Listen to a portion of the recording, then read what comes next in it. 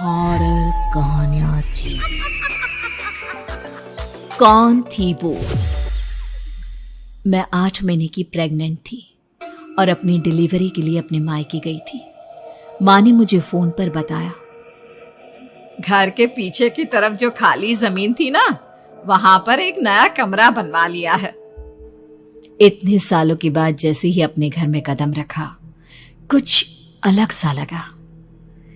माँ, ये घर के पीछे की तरफ नया कमरा बनवाने की क्या जरूरत थी? अरे बेटा, घर के पीछे दूर दूर तक खाली जमीन है। तेरे पापा को कई दिनों से लग रहा था कि यहाँ पर एक कमरा बनवा लेंगे तो ताजा हवा मिल जाया करेगी। अब तो ये सब छोड़ और चल जल्दी से दूध पी ले। माँ, मैं थोड़ी देर में पी लूंगी, आप सो जाओ। मैंने दूध का गिलास उठाकर उस खिड़की में रख दिया। पता नहीं कब आंख लग गई। अचानक से खिड़की के पल्लों के खड़कने की तेज आवाज आई। दूध का गिलास धड़ाम से जमीन पर आ गिरा। जमीन पर गिरते ही दूध का रंग लाल हो चुका था। मैंने खिड़की से झांक कर बाहर देखा। चारों तरफ धुप अंधेरा था। उस अंधेरे की तरफ से कुछ आवाजें आ रही थी, जैसे छोटे बच्चे आपस में खिलखिलाकर मस्ती कर रहे हो।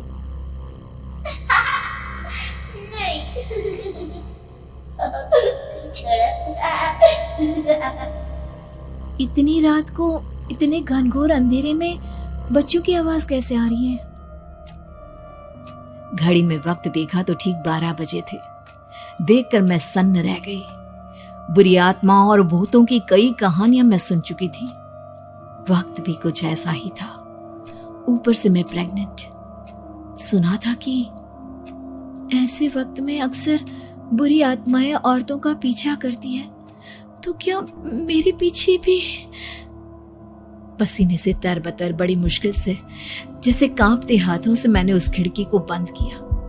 जल्दी से जल्दी उस कमरे से बाहर निकलकर माँ के पास जाने के बारे में सोचा, लेकिन जैसे ही दरवाजे की तरफ पलटी, लगा कोई साया हवा की स्पीड से दरवाजे के सामने से गुजर गया। मेरे गले में अटक कर रह गई।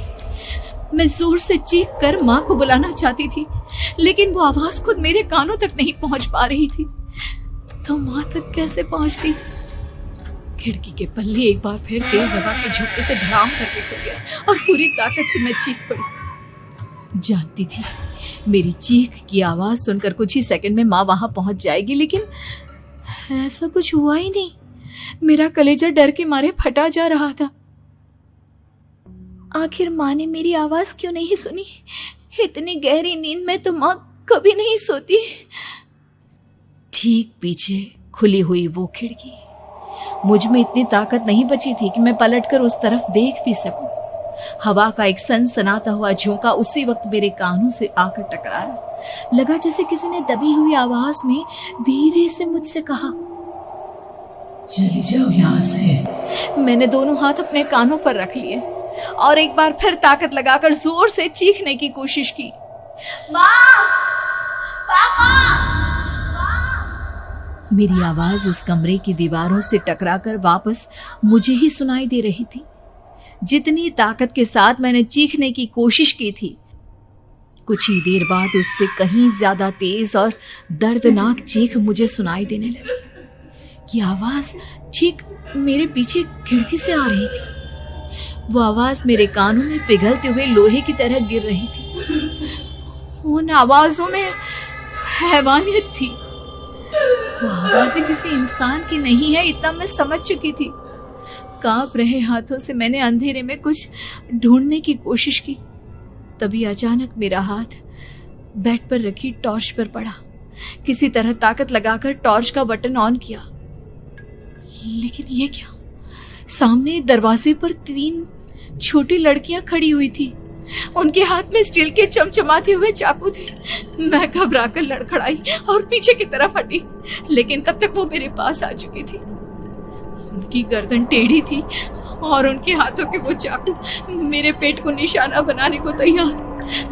मैं जोर से चीखी, नहीं, छोड़ दो मेरे बच्चे को, मत मारो, मत मारो, छोड़ दो मेरे बच्चे को। सोनाली, क्या हुआ बेटा? तू इतनी डरी हुई क्यों है? उठ बेटा, क्या हुआ? हड़बड़ाकर मैंने अपनी आंखें खोली। देखा तो दिन निकल आया था। माँ मुझे जगा रही थी। मेरा चेहरा पूरा पसीने से लथपथ था। क्या हुआ बेटा, तुमने कोई बुरा सपना देखा क्या? मैं अभी तक अपने पूरे होश में नहीं थी। वो मेरे बच्चे को मार देगी माँ। वो लड़की मेरे बच्चे को। मैंने घबराकर अपने पेट को छुआ। सब कुछ ठीक था। और वो दूध जो रात को यहाँ पर गिर गया था, उसका रंग लाल हो गया था। माँ ने हंसते हुए दूध का गिलास मुझे दिखाया। तुमने दूध पिया ही नहीं, पूरा का पूरा ऐसे ही रखा हुआ है। तुमसे कहा था ना सोनाली, सेहत के लिए लापरवाही ठीक नहीं बेटा। लेकिन मैंने तो सब कुछ अपनी खुली आंखों से देखा था। ये सपना कैसे हो सकता है? एक बार की बात है, जादूपुर नाम के एक गांव में करतब दिखाती एक औरत एक रेड्डी के लिए गांव में आती है। आइए आइए मेहरबान कदरदान, खाइए रोहड़ा के ताजे ताजे केले। कभी खाए नहीं होंगे ऐसे केले। पीले पीले केले खाइए।